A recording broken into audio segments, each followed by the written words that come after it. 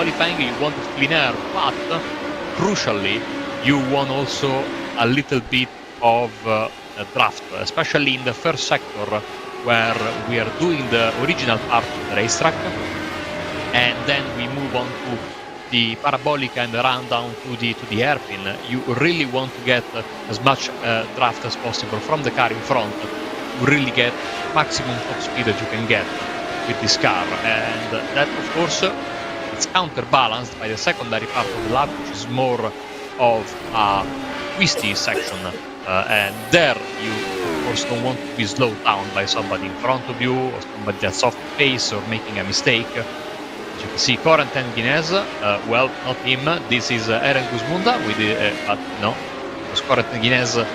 We saw him just a few seconds ago. His driver from Turkey, which is a bustling scene, in my opinion, both for sim racing and real life. Blurred the line a bit by Campbell Pashi, of course, recently, who's got extensive background in real life racing and then has also dabbled a bit in sim racing. I don't know why some people think he's a sim racer turned real life racer, but it's still good for him, racing in the open wheel tiers slightly below F1. And so nice to have drivers from all around the world. Of course, we know, Brad, this Saturday and Sundays, for me, 6 p.m. slot here in Europe, incredibly popular with the South American drivers. By the way, if I'm not mistaken, we have just reached last week 100 unique participants in AMX0, which is a fantastic result for the championship. Yeah, 100 unique drivers have joined and raced in AMX0 at least one race, which is a huge number when you think about it with the league. And again, AMX is one of those leagues you can jump in and jump out as you like. The big key is just make sure when you're running consistent and you give it your best. So it's huge to see that 100 unique drivers have given a shot at AMX. And of course, with that, it's a huge deal because there's not a lot of leagues that you see that consistently have so many drivers trying things out and returning week after week.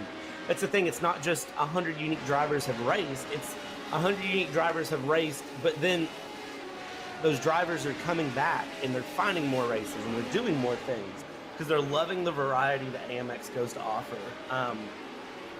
I'm getting a note here on the back end that says Turkish iRacers are super fast. And when you combine a Turkish real-life racer with a Turkish iRacer, they're going to be really fast. So keep your eyes on this number 21 as we run through our race day here in AMX0 today, because I would say that number 21 is going to be a force to be reckoned with. Looking through here at the moment, we've got 22 drivers that have lap times in, ranging from 1:40 all the way down to Jackson Rasinje, who is at a 1:32.642 at the moment, and that 1:32.642 is a good time. However, I still think there's a little bit more time for the drivers to eke out. Most drivers there in the top 12 are in a 1:33. As I say that, Corentin Guinez 1:32.607, and I'm going to say by the time we hit the end of this 15-minute qualifying session, which we're a third of the way through now, Marco, just over a third of the way through, the drivers are probably all going to be compacted within about 2 seconds, and that goes to show that a lot of our drivers just have really good pace and are really consistent,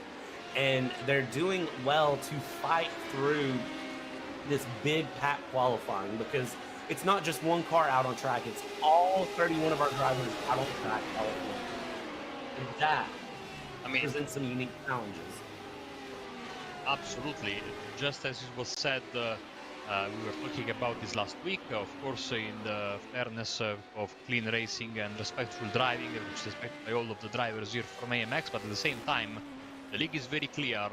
This is a test of survival, and while that was referenced mostly to the reverse grid system, of course, I think that also applies very well to qualifying, because usually in iRacing, the preferred choice for all the officials and for many of the leagues I know is that you have single car lone qualifying. Here it is completely different, of course. Another aspect that you really need to contend with if you want to get, and if you see these lap times, 32.5, 32.6 for the top drivers, doing them in the traffic, when there is crash or a spin, you get a yellow flag warning on your screen, on your dash. That can be very distracting, or the calls from the spotter of a slow car somewhere, and you still have to keep the concentration, put the pedal down, and get the fastest lap possible. Yeah, it's really all about balancing so many different things. And I will say, one of the things to remember, AMX is not a league like others. AMX stands to be the premier league and stand on its own and do things its own way. And if you have questions about anything, amxrace.com is the place to go. It's where you can get the full code of conduct. It's where you can get all of the information about the league and really find out what things are, because it is unique in so many ways. And that is what I love about AMX, is how unique it is.